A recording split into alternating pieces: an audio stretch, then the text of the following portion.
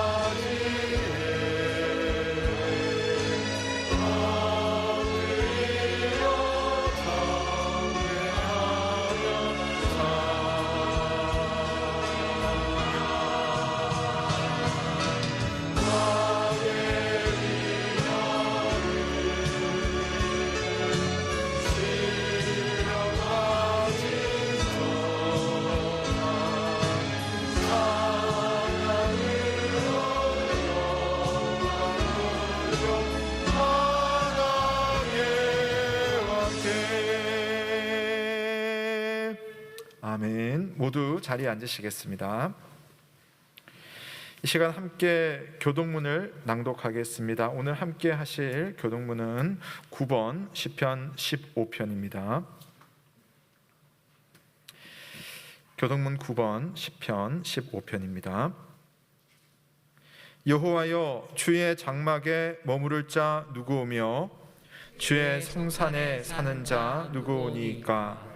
정직하게 행하며 공의를 실천하며 그의 마음에 진실을 말하며 그의 혀로 남을 허물하지 아니하고 그의 이웃에게 악을 행하지 아니하며 그의 이웃을 비방하지 아니하며 그의 눈은 망령된 자를 멸시하며 여호와를 두려워하는 자들을 존대하며 그의 마음에 서운한 것은 해로울지라도 변하지 아니하며 이자를 받으려고 돈을 꾸어주지 아니하며 뇌물을 받고 무죄한 자를 해하지 아니하는 자이니 이런 일들을 행하는 자는 영원히 흔들리지 아니하리이다. 아멘. 다 함께 사도신경으로 우리의 신앙을 고백하겠습니다. 나는 전능하신 아버지 하나님 천지의 창조주를 믿습니다. 나는 그의 유일하신 아들 우리 주 예수 그리스도를 믿습니다. 그는 성령으로 잉태되어 동정녀 마리아에게서 나시고 본디오 빌라도에게 고난을 받아 십자가에 못 박혀 죽으시고 장사된 지 사흘 만에 죽은 자 가운데서 다시 살아나셨으며 하늘에 오르시어 전능하신 아버지 하나님 우편에 앉아 계시다가 거기로부터 살아있는 자와 죽은 자를 심판하러 오십니다. 나는 성령을 믿으며 거룩한 공교회와 성도의 교제와 죄를 용서받는 것과 몸의 부활과 영생을 믿습니다. 아멘. 함께 감사 찬송 드립니다. 찬송가 24장 왕 되신 주 찬송하겠습니다.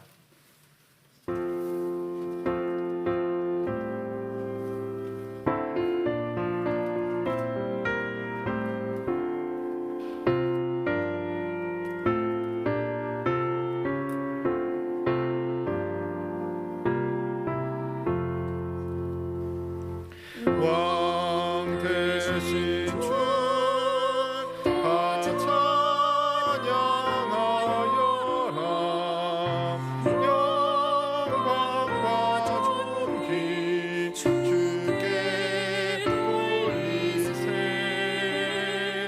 하늘 위에 높이 계신 주님, 주님의 말씀 존귀하도다.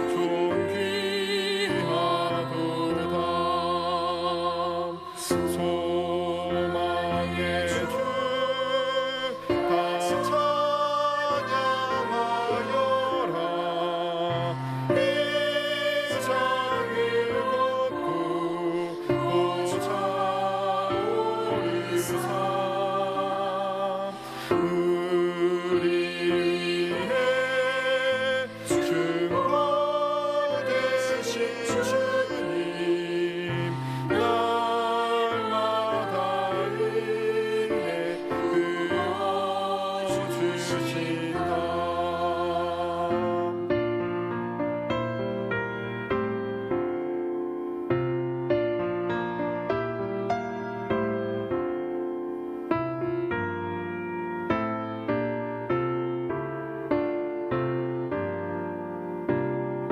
거룩한 주, 거룩한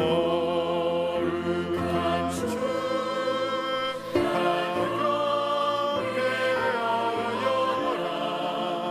선하신 주께 찬양하라.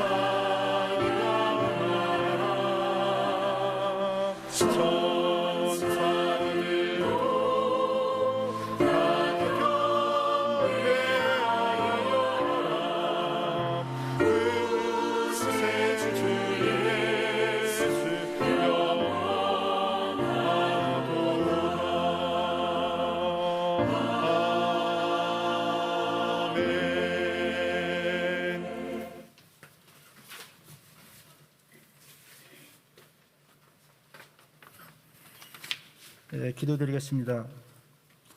사랑의 하나님 아버지, 거룩한 주일을 허락하여 주심을 감사드립니다. 저희들 날마다 주님의 성품과 마음을 닮아가게 하옵시고 이 예배가 큰 기쁨이 되게 하여 주시옵소서. 예배 가운데 성령의 역사하심을 체험하게 도와주시옵소서. 주님께서 처음 저에게 주신 믿음, 소망, 사랑을 온전히 회복시키게 지켜나가는 예배자가 되게 하여 주시옵소서. 저의 부족함을 늘 채워주시는 하나님의 은혜를 누리며 살아가는 하루하루의 삶을 되게 하여 주시옵소서. 하나님 아버지, 지금 전 세계가 코로나로 인하여 고통 중에 있습니다. 질병에 걸린 사람들은 깨끗이 낫게 하여 주시고 염려와 걱정을 하는 이들에게는 평안한 마음을 갖도록 도와주시옵소서. 또한 삶의 시련과 고통을 이겨낼 수 있는 넉넉한 믿음을 주시길 원합니다. 현장에서 수고하시는 의료진과 관계자들이 건강을 지켜주시고 지혜를 주시어 하루속히 코로나가 종식되도록 크신 은혜 내려 주시옵소서. 오늘 말씀 선포하시는 담임 목사님을 영육권에 강건하게 지켜주시어 목회사에게 은혜가 넘치게 하여 주시고 전하시는 말씀이 능력의 말씀이 되어 우리 모두 충만한 은혜를 깨닫는 귀한 시간이 되게 하여 주시옵소서. 몸의 질병과 경제적으로 어려움을 겪고 있는 성도들을 위로하여 주시고 속히 회복되도록 은혜 내려 주시옵기를 바라며 거룩하신 예수님의 이름으로 감사드리며 기도드립니다. 아멘.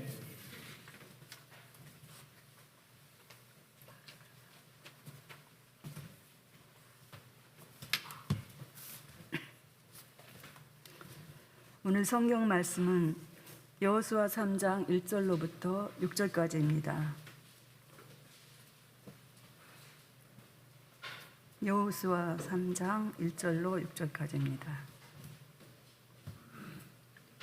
또 여호수아가 아침에 일찍이 일어나서 그와 모든 이스라엘 자손들과 더불어 시딤에서 떠나 요단에 이르러 건너가기 전에 거기서 유숙하니라.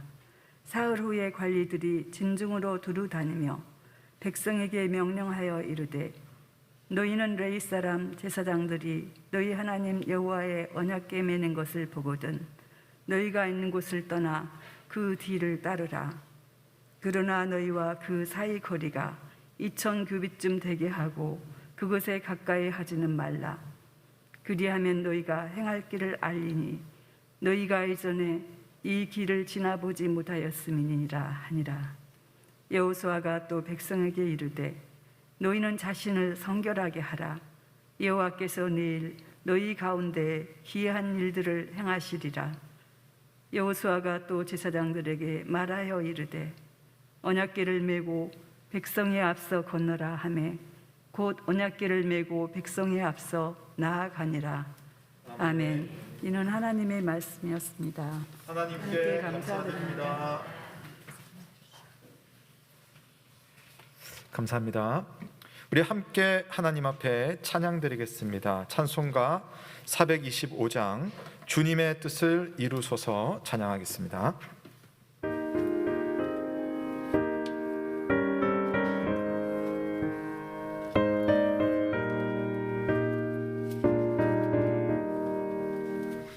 주님의 뜻을 이루소서 고요한 중에 기다리니 진흙과 같은 날 빚으사 주님의 영상 만드소서 주님의 뜻을 이루소서 주님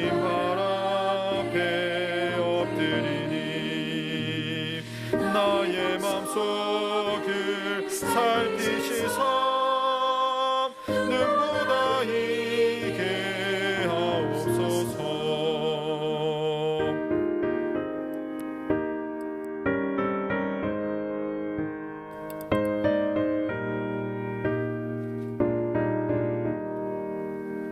주님의 뜻을 이루소서. 병들어 몸이 피곤할 때 권능의 손을 내게 펴서 강건케 하여 주옵소서. 주님의 뜻을 이루소서. 온전히 나를 주장하사 주님과 함께 동행하며 만민이 알게 하옵소서.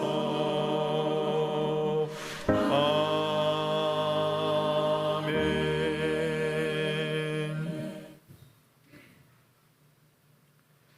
참 좋으신 우리 주님의 은혜와 평강이 오늘도 하나님 앞에 겸손한 마음으로 나오신 우리 모든 영 가족들과 함께 하기를 주의 이름으로 축복합니다.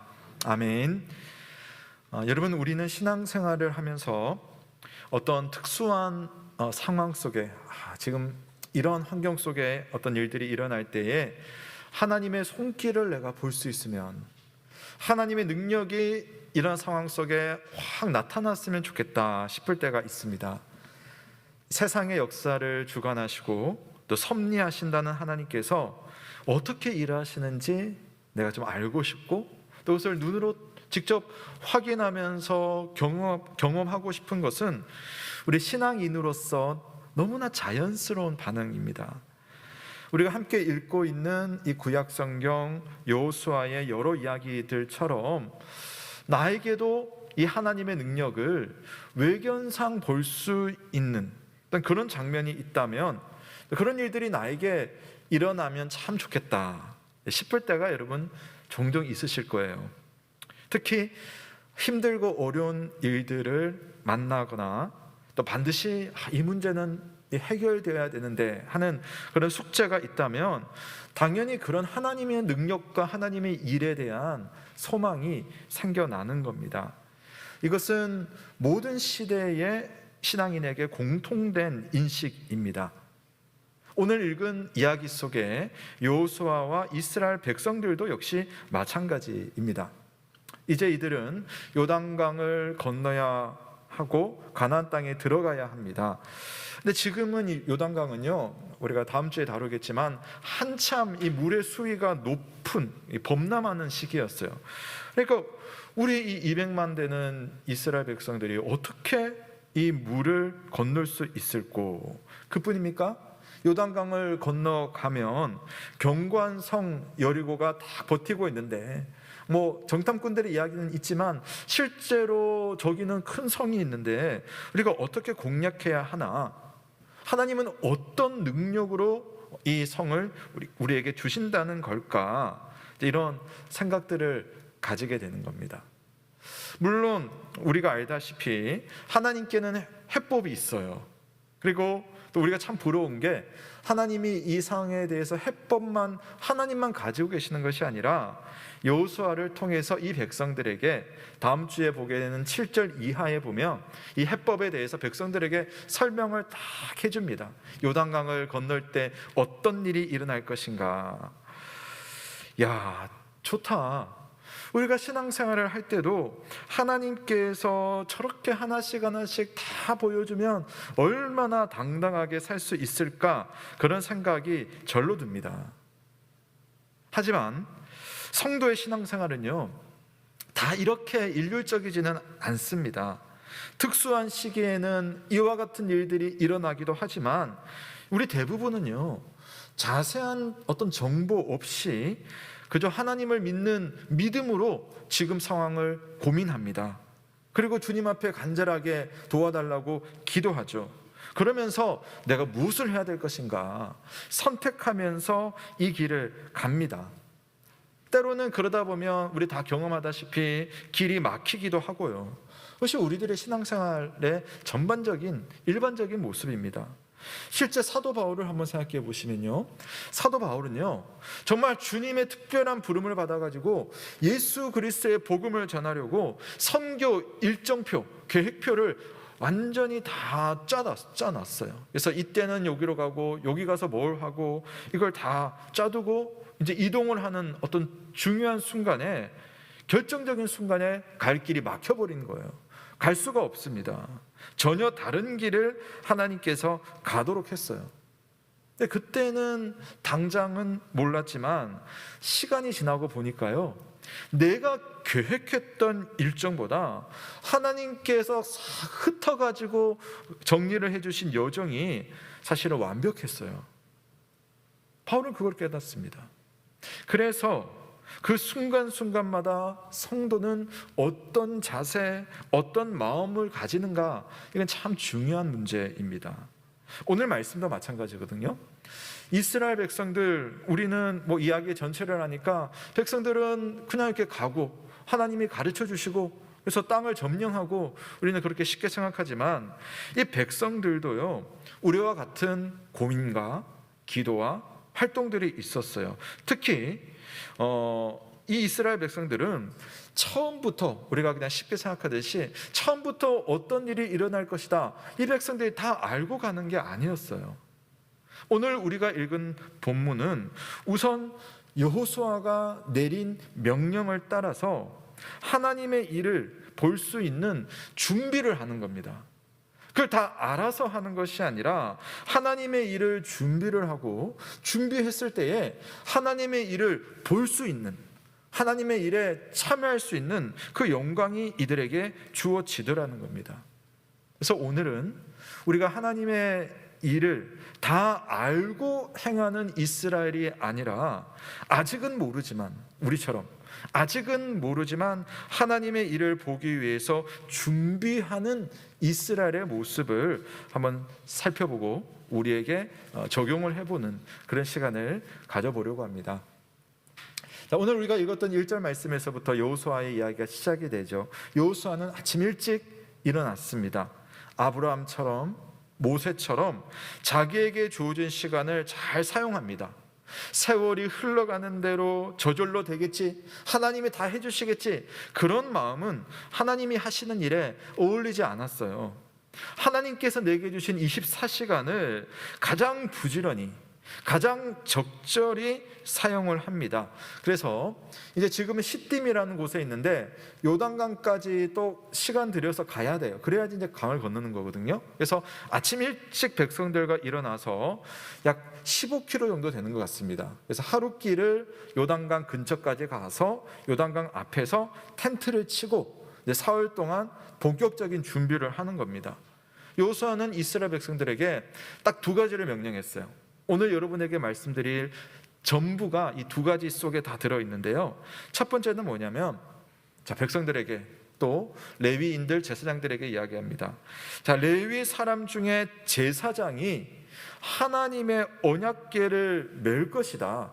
그리고 메고 길을 가기 시작하면 나머지 이스라엘 백성들은 그 모습을 확인한 다음에 이제 이 언약궤를 따라 이 길을 가게 될 텐데, 그냥 가는 것이 아니라 이 언약궤로부터 멀찍이 떨어져서 따라와라는 거예요.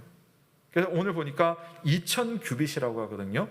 규빗이라는 단위는 남자 어른들을 보면 한 손끝에서 여기 팔꿈치까지예요. 그래서 약 40에서 45cm가 한 규빗이거든요. 그러니까 2000규빗 하면 약 800m에서 900m, 뭐 어림잡아서는 잡아서는 한 1km 되겠죠.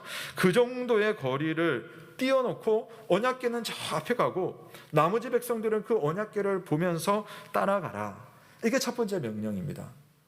두 번째 명령은 뭐냐면, 이스라엘 백성 한 명 한 명이 자기 자신을 하나님 앞에 성결하게 하라, 이렇게 말합니다. 성결하게 하라. 즉 하나님의 율법, 모세의 율법을 따라 몸을 깨끗하게 하고 마음도 깨끗하게 준비를 하라고 한 거죠. 그러니까 두 가지였어요. 언약궤와 거리두기. 두 번째는 자기 자신을 성결하게 하기. 이 두 가지가요, 하나님의 백성들이 하나님의 일을 알아볼 수 있는 중요한 준비 사항이었습니다. 자, 물론 우리가 이 말씀을 읽었고 또 우리는 이 시대에 살고 있지 않아요. 우리는 구약 시대에 살고 있지 않거든요. 우리에게는 언약궤가 없으니까 뭐 이것 따라서 언약궤와 띄워서 뭐 있고 이런 게 없잖아요. 또 모세의 율법에 나오는 세세한 사항을 우리가 다 지키면서 살 필요가 없습니다. 그러나 예수 그리스도 안에서 믿음의 원리로 오늘 여호수아가 권면했던 내용을 한번 살펴보고 해석해보고 우리에게 적용을 해보려고 하는 겁니다. 그래서 오늘의 주제는요, 우리가 하나님의 일을 보려면 어떻게 해야 되는가예요. 하나님의 일을 보려면 첫 번째, 하나님의 일을 보려면요, 오늘 이야기에서는 언약궤와 거리를 두라고 명령했는데, 이게 뭐냐면 하나님에 대해서 경외하는 마음을 가져야 한다라는 것과 관련이 있습니다. 하나님을 경외하라. 자, 우리 오늘 말씀 한번 같이 읽어볼까요? 3절과 4절 말씀입니다. 3절과 4절 함께 읽겠습니다. 시작. 백성에게 명령하여 이르되, 너희는 레위 사람 제사장들이 너희 하나님 여호와의 언약궤 매는 것을 보거든 너희가 있는 곳을 떠나 그 뒤를 따르라. 그러나 너희와 그 사이 거리가 2000규빗쯤 되게 하고 그것에 가까이 하지는 말라. 그리하면 너희가 행할 길을 알리니 너희가 이전에 이 길을 지나보지 못하였음이니라 하니라. 아멘. 아니, 도대체 언약궤로부터 2000규빗을 떨어져 있으라고 하는데, 그 언약궤와 우리가 거리 두는 것이 하나님을 경외하는 것과 무슨 관련이 있을까 한번 생각을 해보자는 거죠. 우선 여러분, 언약궤에 대해서 말씀을 한번 드려볼게요. 언약궤. 이 언약궤는요, 출애굽기, 민수기에 보면 처음 등장합니다. 하나님께서 모세에게 이런 모양으로 이런 나무를 가지고 이렇게 네모나게 이런 규격으로 언약궤를 만들라라고 하셨어요. 그러니까 일종의 상자입니다. 상자는 그 안에 뭘 넣어두잖아요. 이 언약궤 안에 뭐가 들어있냐면은, 하나는 모세가 시내산에서 받은 십계명 돌판이 2개가 있거든요. 그 십계명 2 돌판을 이 상자 안에다가 딱 넣어두는 거예요. 두 번째는 광야 생활을 하는 동안 하늘에서 뭐가 내렸습니까? 만나가 내렸죠.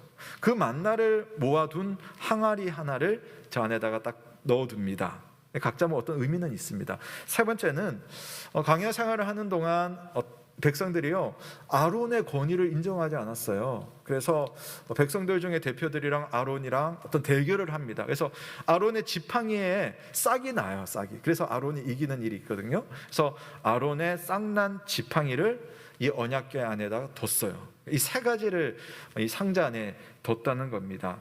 자, 그런데 그 중에 이 십계명 2 돌판, 하나님과 이스라엘 백성은 하나님의 언약으로 맺어진 언약 관계다라는 그 돌판이 그 안에 있었어요. 그래서 대표로 이 언약궤 돌판이 있기 때문에 이 상자를 언약궤라고 불렀어요. 언약궤, 또는 하나님의 법이 담겨 있는 궤라고 해서 법궤라고도 불렀고요. 또 하나님이 주신 거다라고 해서 여호와의 궤, 이렇게도 불렀습니다.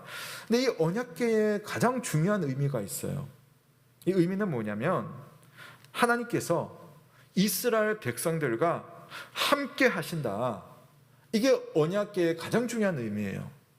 내가 너희들과 함께한다. 하나님의 이 백성들 사이에 임재하신다는 표시가 언약궤입니다. 그래서 언약궤는요, 나무로 만들었지만 하나님의 영광을 표현하기 위해서 금박으로 이렇게 막 씌워놨어요. 그리고 하나님의 영광이 이렇게 가득한 그런 어떤 표현을 했기 때문에 언약궤를 사람들이 아무나 함부로 만지지를 못해요. 언약궤를 만졌다가 죽어버린 사건도 있거든요. 그래서 아무나 만질 수 없고 또 아무나 들 수 없어요. 심지어는 드는 것도 저렇게 상자를 직접 손으로 잡지 않고 막대기를 이렇게 걸쳐가지고, 또 아무나가 아니라 레위인들 중에도 또 다른 지파만 이 언약궤를 메고 이동할 수 있는 그런 것이 바로 하나님이 함께 하실 때에 그 하나님의 영광을 말해주는 그 언약궤의 모습입니다. 물론 언약궤 자체가요, 어떤 신비한 능력을 가지고 있는 것은 아니에요. 근데 하나님께서 언약궤를 통해서 이스라엘과 함께 하시기 때문에 언약궤가 중요한 거지, 그 상자 자체에 어떤 신비한 능력이 있는 건 아니거든요. 언약궤가 하나님은 아니지만, 그런데 이제 중요합니다. 그런 언약궤, 내가 너희와 함께한다고 우리에게 표시를 주신 언약궤에 대해서 하나님의 임재, 하나님의 말씀을 의미하는 언약궤에 대해서 이런 자세, 함부로 만지지 않고 언약궤와의 거리를 두는 이런 자세를 취함으로써 우리가요, 하나님 앞에 얼마나 조심하고 또 하나님에 대해서 얼마나 존경하고 존중하는가, 그 마음을 표현을 하는 겁니다. 특별히 오늘 말씀에서 언약궤와의 거리를 2000규빗, 800, 900m나 뛰어들 만큼 하나님에 대해서 경외하는, 그분을 두려워하는 마음을 가지는 겁니다. 우리 예전에는, 요즘은 이제 잘 안 그러지만 예전에는 여러분들은, 우리 교회 어른들은 보면 부모님은, 아버지 어머니는 우리가 따라갈 때 뭐도 밟지 않죠? 그림자도 밟지 않는다 그랬잖아요. 저는 저희 애들이랑 그림자 밟기 노래하면서 다니는데 예전에는 그림자도 밟지 않는다. 근데 그만큼 부모에 대해서 우리 자녀들이 참 존경하고 또 두려워하는, 좋은 의미에서 두려워하는 그런 마음을 가진 것처럼 하나님께는 더한 마음을 가지는 거죠. 자, 사랑하는 여러분, 하나님을 경외한다. 하나님을 경외한다는 말에는 2가지의 의미가 있어요. 첫 번째, 하나님을 경외한다는 말은 하나님을 지극히 사랑하고 그분을 존경하는 마음이 하나님 경외하는 마음이에요. 하나님을 사랑하고 존경하는 마음. 2번째, 하나님을 경외하는 것은요, 하나님을 두려워할 줄 아는 마음이에요. 그림자도 안 바른 하나님을 아주 두려워할 줄 아는 마음입니다. 하나님께는 성도로서 이 두 가지 마음을 다 가져야 합니다. 여러분, 하나님은요, 자비롭고 사랑이 많으신 분입니다. 그래서 우리가 하나님을 언제든 찾을 수 있고 하나님께 기도하는 것이 너무나 자연스럽죠. 심지어 우리는 하나님을 부를 때 그냥 두려운 마음으로만 부르는 것이 아니라 하나님을 나의 아버지라고도 부르지 않습니까? 하나님을 참 사랑하고 하나님을 가까이 하는 겁니다. 그런데 이런 좋으신 하나님을 우리가 대할 때에 그렇다고 해서 막무가내로 대할 수는 없습니다. 우리가 하나님에 대해서 그냥 내가 하고 싶은 대로 하나님을 생각하고 하나님을 대하고 하나님을 부른다면 하나님의 위엄과 하나님의 영광을 함부로 대하는 태도인 거죠. 하나님은 우리가 참 사랑하고 가까이 하지만 그럼에도 하나님은 하나님으로 여기고 성도로서 하나님 앞에 겸손한 마음으로 엎드릴 줄 알아야지 하나님의 영광이 보이고 하나님이 지금도 내 삶 속에 이렇게 일하시는구나 볼 수가 있는 겁니다. 하나님을 모시면 사실은 두려워하는 마음이 사실 먼저 생겨나는 게 어쩌면 너무나 자연스러운 현상입니다. 한번 볼까요? 구약시대에 다니엘이라고 하는 여러분 유명한 선지자가 있죠. 그리고 정치가가 있었습니다. 그 다니엘이요, 하나님을 만나요. 만나면서 그가 뭐라고 말하는지 보십시오. 다니엘서 10장에 보면 인자와 같은 이가 내 입술을 만진지라 내가 곧 입을 열어서 내 앞에 서 있는 자에게 말하여 이르되 내 주여 이 한성으로 말미암아 근심이 내게 더함으로 내가 힘이 없어졌나이다. 내 몸에 힘이 없어졌고 호흡이 남지 아니하였사오니 내 주의 이 종이 어찌 능히 내 주와 더불어 말씀할 수 있으리까. 아멘. 자, 하나님께서 다니엘을 만나주러 오셨어요.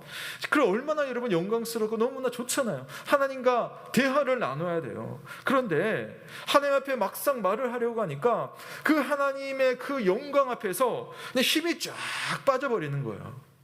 그분 앞에 내 죄가 드러나고 그분의 영광 앞에 나의 더러움이 막 나타나니까 하나님 앞에 뭐라고 할 수 없도록 그렇게 호흡도 할 수 없는 그런 상황이 되는 거예요. 하나님은 그렇게 두려운 분이라는 거죠. 여러분, 신약시대로 넘어가 볼게요. 하나님은 사랑이시다, 하나님이 얼마나 좋은 분이신가, 하나님께 우리 나아가자라고 참 가르쳤던 예수님의 제자 요한이 나중에 환상 중에 하늘에 계신 예수님을 환상 중에 만납니다. 그때 요한이 뭐라고 했는지 우리 계시록 1장에서 저번에 봤었는데요. 그러니까 이렇게 말합니다. 내가 그분을 볼 때에 그의 발 앞에 엎드려 죽은 자 같이 되매 라고 말합니다. 예수님의 그 영광스러운 하나님의 모습으로 나타나신 예수님을 만나니까 내가 그 발 앞에 그냥 엎드려져 버리는 거예요. 기절 상태처럼 내가 죽은 것처럼 되는 겁니다. 하나님이 얼마나 두려운 분이신가. 자, 그런데 여러분, 두려워할 줄 알아야지 하나님께 더 가까이 갈 수 있어요. 계시록에서 요한은 그렇게 말했거든요. 엎드려져 죽은 자 같이 되매 한번 보여주세요. 그랬더니 예수님이 오른손을 내게 얹고 이르시되 두려워하지 말라, 나는 처음이고 마지막이다. 너가 두려운 마음을 가지고 주님을 대할 때 주님은 우리를 따뜻하게 대해주는 그런 상호작용이 일어나는 겁니다. 여러분, 우리가 신앙생활을 하면서 하나님이 편하니까 내 마음대로 신앙생활하고 하나님 앞에 아무런 격식도 없이 하나님의 말씀을 무겁고 또는 무섭게 여기지 않으면 여러분, 내가 정말 하나님을 두려워하고 있는가? 그렇지 않을 가능성이 큽니다. 하나님이 가깝다라고 느끼지만 하나님 앞에 정말 나는 얼마나 보잘것없는 자인가 하나님을 두려워하지 않는다면 정말 내가 하나님을 경외하는 신앙인가 한번 자신을 살펴볼 필요가 있습니다. 내가 편한 대로 하는 신앙생활, 이 코로나 팬데믹은요 자, 우리 사람들에게 육체적인 그 코로나의 질병도 참 두렵지만 우리 그리스도인들에게는요, 영적인 질병을 가져다 주는 게 적지 않을 것 같아요. 신앙생활이 너무 편하니까 하나님을 너무 편하게 여기는 거예요. 예배 드리는 것이 편해졌고 신앙생활이 편해졌습니다. 저도 또 우리 교육자들도요, 사실 2년 전에 비해서 사실 이 사역의 분량들이 좀 많이 줄어들기도 했습니다. 편해지는 가운데, 편해지는 건 뭐 좋아요. 그런데 편해지는 가운데 나는 정말 하나님을 바라보고 있는가? 나는 정말 하나님을 두려워하고 있는가? 그 하나님을 사랑하고 그 하나님을 두려워하는, 하나님을 경외하는 마음으로 신앙생활을 하고 있는가? 아니면 그냥 힘이 다 이렇게 내어놓고 편안하게만 살고 있는가? 여러분, 하나님의 임재인 언약궤와의 거리를 2000규빗을 유지하려면요, 이 백성들이 어떻게 하겠어요? 신경 써야죠. 신경을 딱 쓰고 있어야 됩니다. 거리를 지키기 위해서 마음을 딱 정돈을 하고 있어야 돼요. 언약궤가 멀리 떨어져 있다고 해서 여러분, 그만큼 하나님이 우리에게 멀어지는 것이 아니에요. 오히려 반대입니다. 우리가 가까이 있을 때는 하나님의 일이 안 보이는 것이 더 많지만 좀 거리를 두고 있으면 하나님이 지금 이렇게 일하고 계시는구나, 그게 보이는 거예요. 하나님을 내가 두려워한다고 해서 하나님이 나로부터 멀어지는 것이 아닙니다. 오히려 내가 하나님을 두려워할 줄 알 때에 그 높으신 하나님, 그 전지하고 전능하신 하나님이 이런 나에게 자비를 베풀어 주시는구나, 이런 나를 배려하시고 이런 나를 위해서 낮아지셨구나 하는 감격을 하나님을 경외할 줄 알 때에 훨씬 가까이 느낄 수 있다는 거죠. 그때 비로소 하나님의 일하심이 보입니다. 그러니까 여러분, 2000규빗이 떨어져 있기 때문에 하나님께서 요단강을 어떻게 가르시는지를 앞으로 이 백성들이 볼 수가 있는 거예요. 그냥 거기 그 현장에 있으면 자세히 안 느껴지거든요. 멀리서 보면 하나님이 지금 역사하는구나, 이게 보이는 겁니다. 이 백성은요, 지금 어디로 가야 할지 알지를 못해요. 알지 못합니다. 근데 사람들의 심리가 그렇거든요. 언약궤가 정말 내 가까이에 있으면, 그 언약궤가 여러분 떨어져 있지 않고 가까이 있으면 여러분 어떻게 할 것 같습니까? 자, 언약궤를 맨 제사장들과 함께 우리 이쪽으로 갑시다, 우리 저쪽으로 한번 가봅시다, 그렇게 하는 거죠. 그런데 언약궤가 멀리 떨어져 있으면 내 마음대로 하는 것이 아니라 하나님께서 언약궤로서 어떻게 인도하시는지 조심스럽게 지켜보면서 따라가는 겁니다. 우리 4절을 한번 보십시오. 4절에 이렇게 되어 있거든요. 너희와 그 사이의 거리가 2000규빗쯤 되게 하고 그것에 가까이 하지는 말라. 자, 그리하면 너희가 행할 길을 알리니 너희가 이전에 이 길을 지나보지 못하였음이니라 아니라. 사실 이 백성들은 한 번도 가보지 못한 길을 가는 겁니다. 길을 몰라요. 그런데 이 언약궤가 가까이 있다고 해서 이 길 가보자 저 길 가보자 하면 결국은 하나님의 길을 가지 못하고 자기들의 길을 가다가 자멸을 하는 겁니다. 그래서 두려운 마음으로 떨어져서 따라오라. 하나님을 쉽게 여겨서 가까이 붙어서 우리가 하나님을 마음대로 끌고 다니면 문제가 생깁니다. 내 길은 가지만 하나님의 길은 갈 수가 없습니다. 기도가 그렇습니다. 우리가 기도를 열심히 하는데 기도를 하면서도 마치 나는 채권자이고 하나님은 나에게 채무자인 것처럼 하나님 이거 해주십시오, 저거 해내십시오 하면서 큰 소리로 기도하기만 하면 여러분 능력 있는 기도가 될까요? 그렇지 않습니다. 하나님께 기도할 때는 오늘 이 말씀의 맥락 속에서 먼저 나의 죄를 돌아보고 이런 나를 용서하시고 이런 나를 사랑해 주신 그 크신 하나님의 은혜를 생각하며 그분 앞에 겸손히 감사를 드리면서, 그래서 하나님 그래도 한 번도 나를 불쌍히 여겨주시고 이런 나에게도 하나님 은혜를 내려주십시오, 겸손히 기도를 하는 겁니다.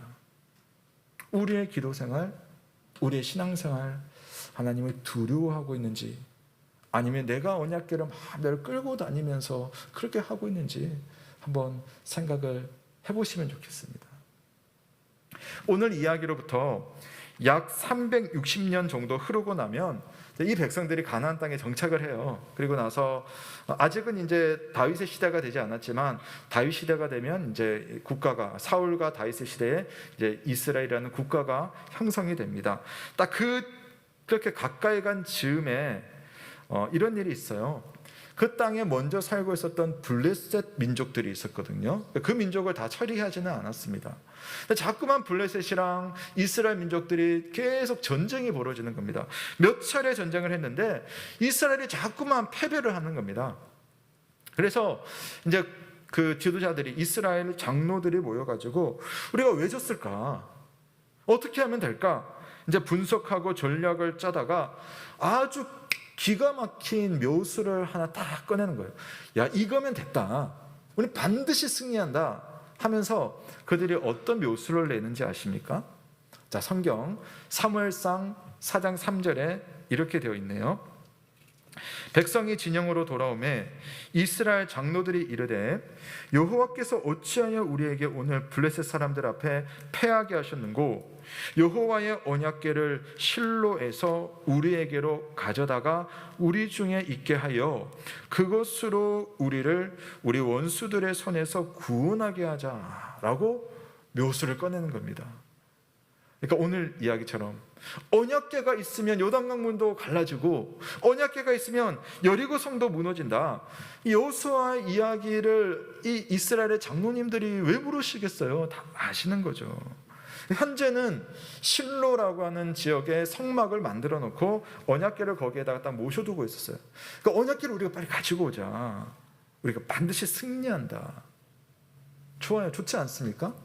문제는요, 그것이 하나님의 뜻인지, 그것이 하나님께서 기뻐하실 일인지, 또 우리가 그것을 그렇게 해도 되는지 고민 없이, 기도 없이, 사무엘 선지자와 아무런 상의도 없이 언약궤를 그저 승리의 수단으로, 나의 도깨비 방망이로 쥐고 흔들려고 하는 겁니다. 하나님의 임재를 자기들 마음대로 조정하려고 했죠. 2000규빗 떨어져 있으라 라고 했던 그 여호수아의 권면과는 참 다른 태도입니다. 그들은 이겼다고 생각을 했어요. 하지만 언약궤를 가지고 와서 실제 뚜껑을 열어보니까요, 그 전투에서 이스라엘 군대는 3만 명이라는 군대가 마치 도륙을 당하듯이 그렇게 죽임을 당합니다.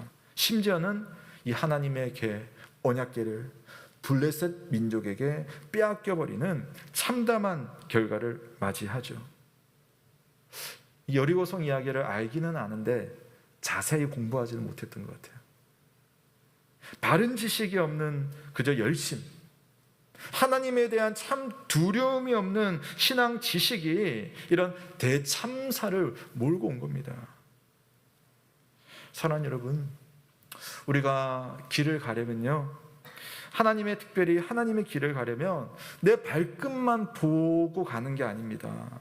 하나님이 저만치 우리를 앞서가시고 우리의 길을 하시는 그분께서 어떤 방향, 어떤 길을 가려고 하시는지 그 추이를 봐야죠. 내 발끝만 보면서 하나님을 붙들고 가는 게 아니라는 거죠. 나는 그분 가까이 있으니까 내가 갈 길을 갈래 하는 것이 아니라 좀 오늘 말씀처럼 하나님을 두려워하는 마음으로 떨어질 때 떨어져 있을 줄 알아야 합니다. 언약궤에 함부로 가까이 하지 않고 조심스럽게 뒤를 따르라고 했습니다. 하나님을 사랑하되 하나님을 두려워하는 마음으로 하나님의 말씀을 듣는 거예요. 부족한 인간의 입을 통하여서 주의 말씀이 선포되지만 그 말씀을 들을 때는 사람의 말씀을 듣는 것이 아니라 하나님의 음성을 들으면서 두려워할 줄 아는 마음. 신약 성경에서는 담대하게 아버지께 나와서 기도하라고 합니다. 그게 맞습니다. 그러나 그러면서도 나의 기도를 들으시는 하나님은 얼마나 크신 분인가. 내가 그분 앞에 기도할 때 내 기도라는 것이 얼마나 보잘것없는 것인가를 생각하며 주님 앞에 겸손히 기도를 할 때에 하나님의 길을 볼 수도 있고 하나님의 길을 갈 수가 있음을 믿으시기 바랍니다. 우리가 하나님을 사랑하고 또한 두려워하는 경외함으로 우리 영 가족 모두가 하나님의 일을 반드시 볼 수 있기를 주님의 이름으로 축원합니다. 하나님을 경외해야 됩니다. 그렇게 신앙생활을 우리가 여러분 하려고 하면요, 자연스럽게 여러분에게 일어나는 또 다른 현상이 있을 거예요. 하나님을 두려워한다. 그러다 보면 하나님 앞에 거룩한 모습으로 살려고 믿음의 노력을 하게 됩니다. 하나님이 보실 때 나는 어떤 모습이면 좋을까? 성결한 몸, 성결한 마음을 가지려고 애를 쓰게 되는 거죠. 즉 거룩한 삶을 회복하려고 하는데 이 거룩한 삶이 회복되어야지 이제 하나님의 일을 볼 수가 있어요. 거룩한 눈이 하나님의 일이 눈에 싹 들어오는 겁니다. 여호수아가 백성들에게 이렇게 외칩니다. 자, 5절 함께 읽겠습니다. 시작. 여호수아가 또 백성에게 이르되 너희는 자신을 성결하게 하라. 여호와께서 내일 너희 가운데에 기이한 일을 행하시리라. 아멘. 너희는 자신을 성결하게 하라. 그리하면 여호와께서 내일 너희 가운데 기이한 일을 행하시리라. 여러분, 여호수아는요, 나중에 말하겠지만 앞으로 어떤 일이 일어날지, 어떤 기적, 어떤 하나님의 일을 보게 될 것이라 아직은 말하지 않습니다. 아직은 말해주지 않아요. 대신 하나님이 내일 너희 가운데서 정말 기이한 일을 행하실 텐데 그걸 보려면 너희 자신을 성결하게 해야 한다 라고 명령을 하는 겁니다. 성결하게 하는 사람이 하나님의 기이한 일을 볼 것이다 라는 말이죠. 이 당시 모세 율법의 기준으로 말한다면요, 몸을 이렇게 깨끗하게 씻는 겁니다. 몸을 깨끗하게 씻고 또 성적으로도 정결한 상태를 특별히 유지하는 거고요. 또 마음으로 내 안에 있는 악한 생각, 악한 말 이런 것들을 다 제거하고 하나님 앞에 깨끗한 상태를 유지하는 것, 그것이 성결입니다. 물론 여러분, 하나님께서 100% 완전한 깨끗한 그릇만 사용하는 것은 아니죠. 다윗도 범죄했어요. 모세도 하나님의 책망을 받았습니다. 예수님의 제자들도 마찬가지였어요. 하지만 하나님께 쓰임 받고 하나님의 일을 하고 하나님의 일하심을 보는 사람들의 공통점이 있어요. 그건 뭐냐면은 하나님 앞에서 나를 돌아봅니다. 그 거룩하신 분, 그 크신 분을 두려워하면 그분 앞에선 나의 상태가 어떤지를 살펴보는 거죠.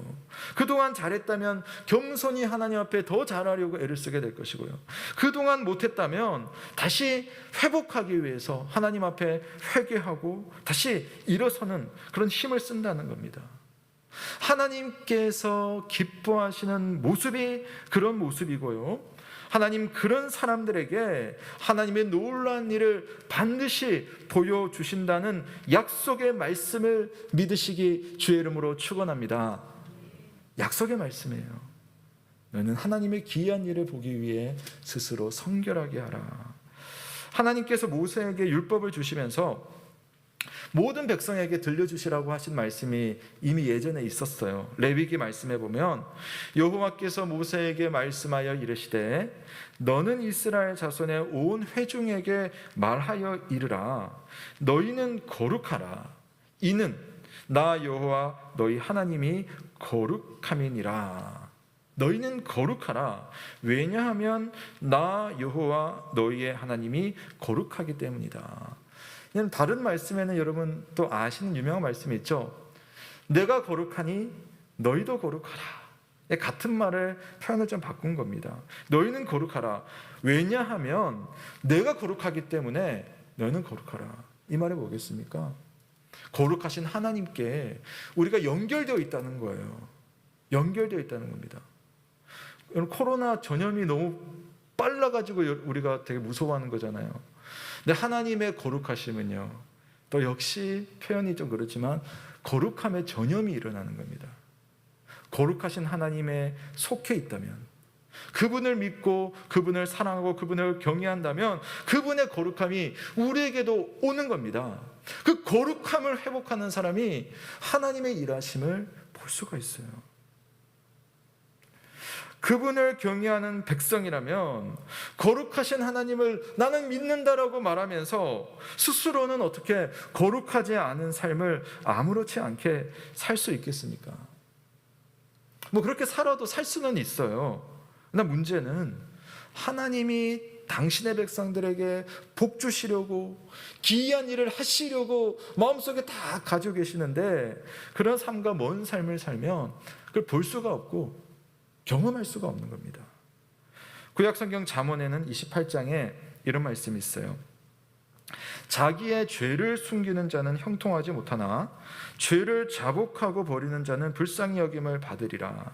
항상 경외하는 자는 복되거니와 마음을 완악하게 하는 자는 재앙에 빠지리. 하나님을 두려워하고 그분 앞에 내 삶을 살피며 성결케 하기를 원하는 사람, 정말 경외하는 사람은 복이 있다는 겁니다. 여러분, 하나님께서 이제 이스라엘 백성들을 이끌고 가나안 땅에 들어가서 그 땅을 주십니다. 몇 번 말씀드렸지만 부동산을 소유하는 기쁨을 주시려고 하는 것이 아니에요.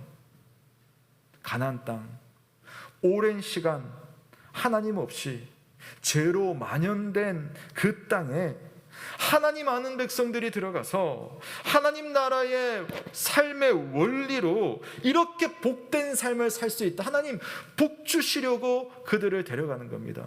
그 땅에 좋은 것 따라하는 것이 아니라 하나님의 특별한 복을 주시려고 이 백성을 데려가는 겁니다. 어떤 사람에게? 하나님 나라의 원리대로 거룩한 삶을 사는 사람들에게. 그래서 그 사실을요, 다른 민족들에게도 보여주고 너희로 인해서 다른 민족들도 그 복을 받게 하자꾸나. 하나님의 온 열방을 향한 꿈이 이스라엘 백성들에게 있습니다.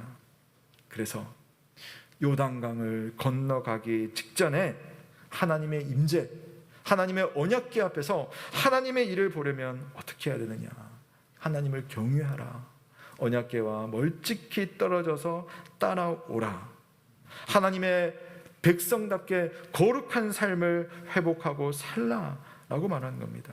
그러면 하나님의 일하심을 너희가 볼 것이고, 그리고 온 세상이 그 일하심을 너희를 통해 보게 될 것이다. 하나님의 큰 뜻이 이 아브라함의 후손들에게 있습니다. 사랑하는 여러분, 이들의 시대는 아주 오래전에 다 지나갔어요. 근데 우리는 다른 시대를 살고 있습니다. 그러나 하나님은 정말 약속대로 아브라함의 참된 후손을 주셨어요. 누구입니까? 예수 그리스도를 우리에게 주셨습니다.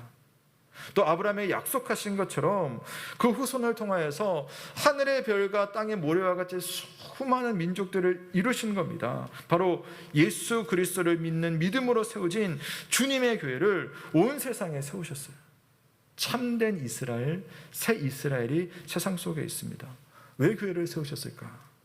우리는 구약의 모세 율법대로 살지는 않지만, 그러나 하나님의 큰 뜻을 마음에 담고 하나님의 일을 보면서 그 일에 참여하면서 하나님의 복을 다른 이들에게 나눠주는 주님의 교회로 살아가는 겁니다. 이전과는 다른 삶, 예수 그리스도께서 보여주신 믿음과 능력의 삶, 그리고 사랑의 삶을 통해서 하나님의 복음을 세상에 전하도록 하나님 우리를 교회로 부르셨고, 우리가 하나님을 경외하고 거룩한 삶을 살 때에 하나님은 우리에게 반드시 하늘의 복을 내려주심을 믿으시기 바랍니다. 마지막으로 예수님의 제자 사도 베드로는 이렇게 권면을 했습니다. 베드로전서 1장 13절에 보면, 14, 15, 16절에 보면, 너희가 순종하는 자식처럼 전에 알지 못할 때에 따르던 너희의 사역을 본받지 말고 오직 너희를 부르신 거룩한 이처럼 너희도 모든 행실에 거룩한 자가 되라. 기록되었으되 내가 거룩하니 너희도 거룩할지어다 하셨느니라. 아멘. 사랑하는 여러분, 주님의 교회, 저와 여러분이 하나님의 일을 하면서 하나님의 일을 우리가 확인하고 하나님이 이끄시는 그 길을 따라가려면 두 가지 믿음의 태도가 필요합니다. 하나는 언약궤와의 거리를 두는 것처럼 하나님을 두려워하고 그분을 경외하는 마음, 그 마음이 필요합니다. 두 번째는요, 하나님 앞에 나는 성결한 삶을 살고 있는가, 거룩한 삶을 살고 있는가, 그 삶을 추구하고 있는가, 이 두 가지의 태도, 이 믿음으로 우리의 일생 중에 하나님의 기이하고 놀라운 일들을 마음껏 체험하고 증거하고 간증하시는 저와 여러분 되시기를 주님의 이름으로 축원합니다. 아멘. 우리 함께 하나님의 말씀을 생각하며 말씀에 감사하며 화답찬송 찬송가 569장 선한 목자 되신 우리 주 찬송하겠습니다. 1, 2절 후에 간주하시고 3, 4절 찬송하겠습니다.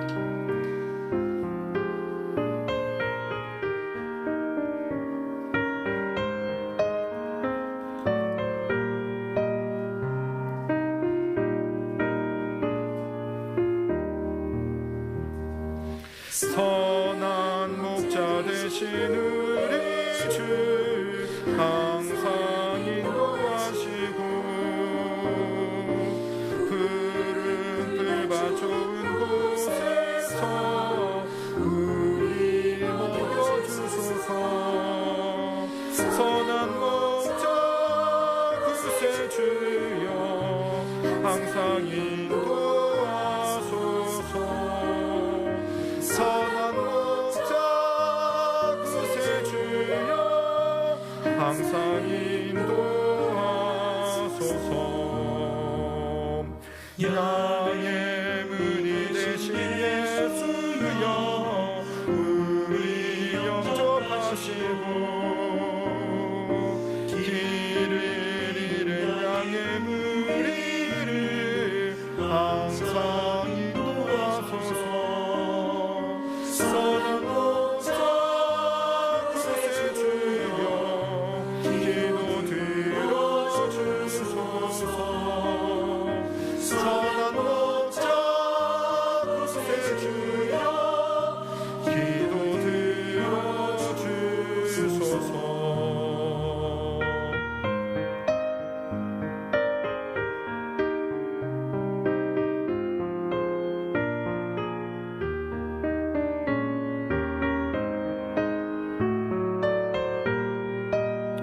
흠이 많고 약한 우리를, 흠이 많고 약한 우리를 용납하여 주시고 주의 넓고 크신 은혜로 자유롭게 하셨네. 선한 목자 구세주여 지금 나아갑니다. 선한 목자 구세주여 지금 나아갑니다. 일찍 주의 뜻을 따라서 살아가게 하시고 주의 크신 사랑 베푸사 따라가게 하소서. 선한 목자 구세주여 항상 인도하소서. 선한 목자 구세주여 항상 인도하소서.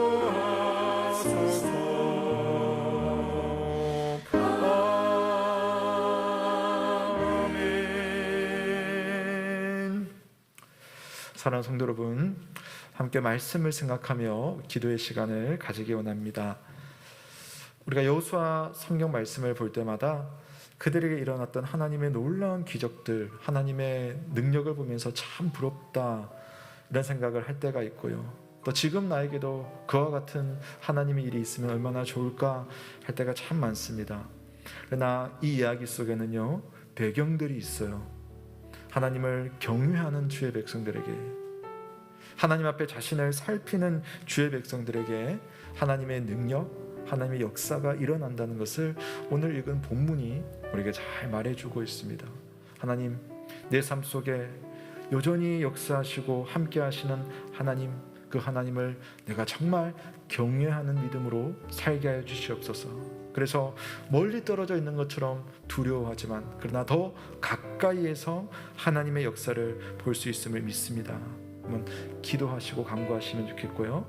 또한 하나님, 그 하나님 앞에 내가 살면서 어떻게 깨끗하지 않은 마음과 몸과 행실로 살 수 있겠습니까? 거룩한 모습으로 주님 앞에 살며 하나님의 놀라운 일들을 체험하는 그런 믿음이 되게 하여 주옵소서. 우리 주님 앞에 간구와 다짐으로 하나님의 일을 보게 해달라고 함께 기도하며 주님 앞에 나아가겠습니다. 기도하겠습니다. 아버지 하나님,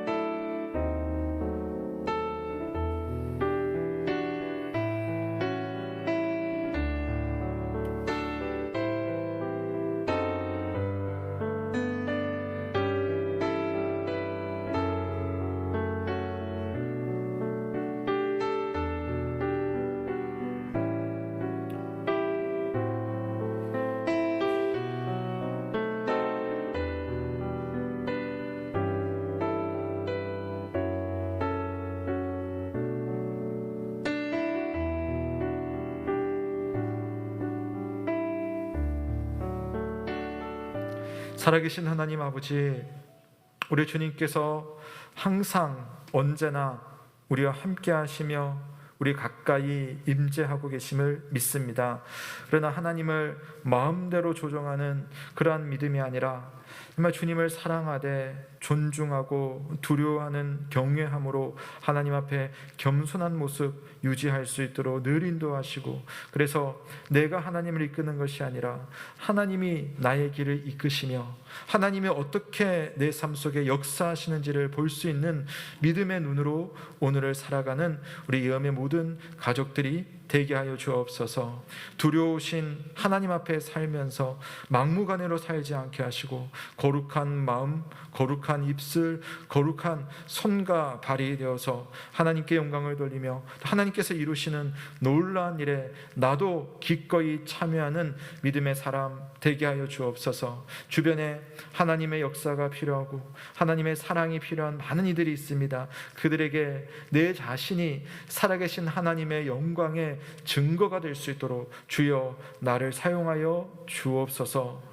우리의 모든 삶 속에 하나님 함께 하시고 좋은 것을 베풀어 주시는 하나님의 은혜에 생각하며 모든 것이 주의 것입니다 라는 마음을 담아 주님 앞에 예물을 올려드립니다. 예물 드린 손길마다 하나님 함께 하시고 필요한 것으로 더 좋은 것으로 채워주시고, 또한 주님 앞에 시간과 마음과 열정과 섬김으로 주를 섬기는 모든 성도들의 삶 속에 하나님 신령한 은혜로서 함께 하시고 돌보아 주옵소서. 다시 세상으로 나아가 한 주간을 살아갈 때에 주와 동행하되 주님 앞에 늘 경외하는 마음으로 살아가는 주의 한 주간 백성들의 삶 될 수 있도록 은혜 베푸시길 간절히 바라오며 예수 그리스도의 이름으로 기도드립니다. 아멘. 감사합니다. 교회 소식 전해드리겠습니다. 나머지 내용은 여러분 주보를 좀 참조하시고요. 어제 우리 정부에서 코로나 팬데믹 관련해서 거리두기 방역 지침이 나왔었는데요. 종교 교회와 관련해서는요, 우리 수도권은 예배당 좌석의 20% 가량 예배를 드리는, 최대 20% 예배를 드리는 것으로 그렇게 좀 이야기가 됐었습니다. 그래서 우리 교회는요, 최대로 하면은 한 60에서 한 65명 정도 앉으시면 될 것 같아요. 그래서 다음 주부터는 우리가 지난번에도 하는 걸 보니까 특별히 신청을 안 받으시고요. 오실 분들 다 오시면은 아마 그렇게 좀 되실 것 같아요. 그래서 따로 신청을 안 받겠습니다. 다음 주에는 여러분 예배당 1, 2부 좌석을 최대 65명으로 해서 예배를 드리도록 할 테니까요. 그렇게 아시고 예배를 드리시고요. 또 물론 우리 온라인으로 예배는 계속 송출을 하겠습니다.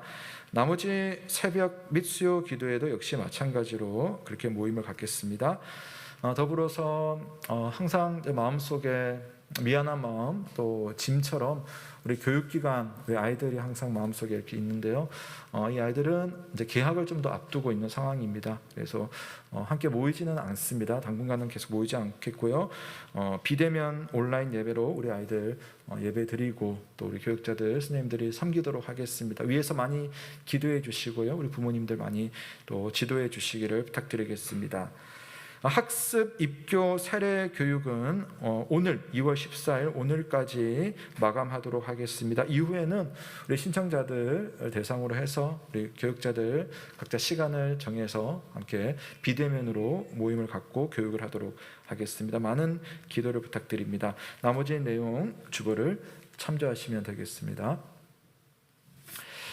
네, 모두 자리에서 한번 일어나 보시겠습니다. 네, 오늘도 우리 하나님께서 우리 명절 후에 우리 사랑하는 가족들 예배를 드릴 수 있도록 모여게 하셔서 참 고맙고 참 좋습니다. 우리 옆에 계신 분에게 한번 인사하면 좋겠습니다. 한 주간 하나님의 일을 발견합시다. 우리 한번 인사하겠습니다. 함께 인사하겠습니다. 한 주간 하나님의 일을 발견합시다. 네, 오늘 두 가지의 태도를 통해 우리 성도들의 삶 속에 여전히 함께 하시는 하나님의 일을 볼 수 있는 이번 한 주간 되셨으면 좋겠습니다. 우리 마침 찬송 성도의 노래 찬송하시고 강복 선언으로 예배를 마치겠습니다.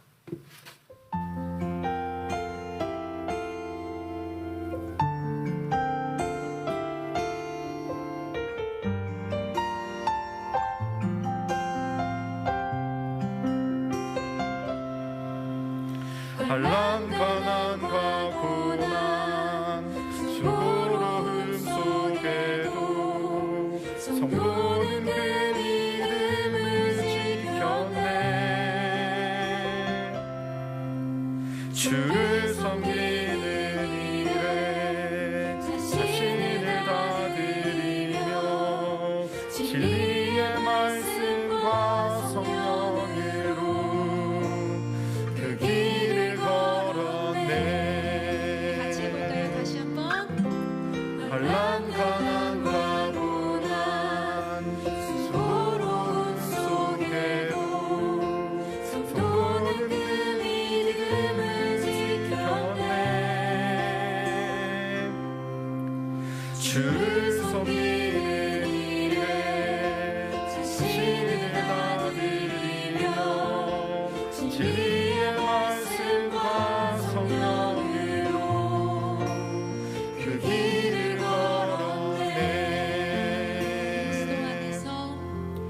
그리스도 안에서 새롭게 하시고 그리스도로 인하여 자유케 되었네. 우리는 운명하나 유명한 자요 주의 위기 속에도 생명 가졌고 근심하나 기뻐하며 하나님과 다른 일을 부욕해 하는 자로다. 사랑하는 성도 여러분, 평강 중의 세상으로 나아가십시오. 마음을 다하고 목숨을 다하고 뜻을 다하여 하나님을 사랑하고 이웃을 내 몸과 같이 사랑하시길 바랍니다. 우리 주 예수 그리스도의 은혜와 하나님 아버지의 사랑과 성령의 교통하심이 너희 무리와 함께 있을지어다. 아멘.